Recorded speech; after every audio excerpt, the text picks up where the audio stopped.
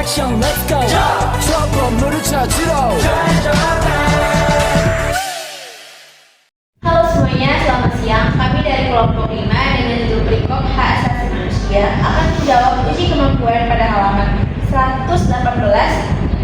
Dan sebelum itu, kami akan memperkenalkan diri kami masing-masing. Saya sebagai moderator, Rani Febriani Haji, dan rekan saya Supiani sebagai pemateri ini menjawab soal nomor 1. Saya Sertayana sebagai menjawab soal nomor 2. Saya Nurjana menjawab soal nomor 3. Saya Manaik Suramata menjawab soal nomor 4. Oke, nomor 1. Permasalahan mengenai hak asasi manusia tidak pernah berakhir. Dari sejak zaman kemerdekaan sampai saat ini, permasalahan hak asasi manusia selalu menjadi perhatian khusus dari pemerintah maupun masyarakat. Mengapa penegakan HAM tidak hanya menjadi tugas pemerintah? Berikan alasannya. Sebelumnya, HAM berada dengan hak biasa yang lahir karena hukum atau karena perjanjian. HAM adalah hak-hak yang melekat di diri manusia, dan tanpa hak itu manusia tidak dapat hidup sebagai manusia. Dikatakan HAM ialah karena hak itu bersumber pada sifat hakikat manusia sendiri yang diberikan oleh Tuhan Yang Maha Esa. HAM itu bukan karena diberikan oleh negara atau pemerintah, karena hak-hak itu tidak boleh dirampas atau dialihkan oleh negara dan oleh siapapun. Dengan demikian, maka HAM bukan sekadar hak dasar yang dimiliki oleh setiap manusia sejak dilahirkan ke dunia, tetapi juga merupakan standar normatif yang bersifat universal bagi perlindungan hak-hak dasar itu dalam lingkup pergaulan nasional, regional, dan global. Jawaban tersebut ada di 106. Soal kedua yaitu berikan contoh beberapa penyebab terjadinya pelanggaran HAM.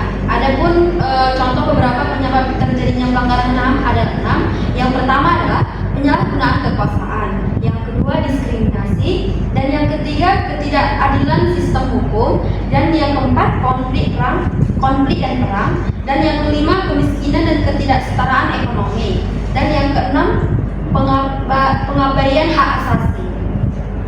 Baik, soal nomor 3, apa hubungan hak asasi manusia dengan negara hukum? Menurut saya sendiri, hak asasi manusia dan negara hukum memiliki hubungan yang sangat erat dan saling mendukung.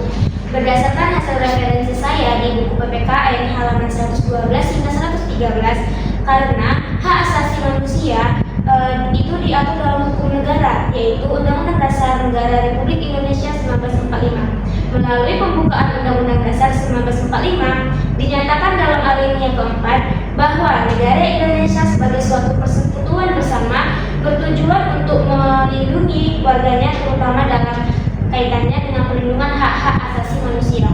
Jadi kaitannya itu sangat erat. Hak asasi manusia itu ada di dalam undang-undang, sehingga itu berhubungan erat. Baik, pada nomor 4 dikatakan bagaimana perbedaan antara hak asasi manusia dan hak warga negara, dan di mana letaknya saya ambil 3, yaitu pada ruang lingkup, sumber, dan siapa yang berhak atasnya. Nah, yang pertama, ruang lingkup. Hak asasi manusia itu dimiliki oleh setiap individu tanpa memandang suku, agama, ras, budaya, antar golongan. Jadi dia bersifat dimiliki oleh semua individu yang ada di dunia ini. Sedangkan warga negara itu harus haknya dimiliki karena dia memiliki status sebagai warga negara. Nah, yang kedua, sumber HAM itu berasal dari prinsip-prinsip universal yang dilindungi oleh perjanjian atau konvensi internasional. Sedangkan hak warga negara bersumber dari konstitusi yang berlaku dalam suatu negara atau undang-undang yang berlaku dalam suatu negara. Nah, yang ketiga, siapa saja yang berhak mendapatkan HAM? HAM diberikan kepada setiap manusia tanpa memandang status kewarganegaraan. Sedangkan hak warga negara hanya diberikan kepada setiap individu yang resmi menjadi warga negara tersebut. Dengan demikian, saya simpulkan HAM berlaku secara global dan untuk semua manusia, sementara hak warga negara berlaku khusus bagi warga negara dan tertentu dan diatur oleh hukum nasional. Demikian dari diskusi kelompok kami. Semoga dengan video ini teman-teman bisa mengerti dengan judul Perikop Hak Asasi Manusia.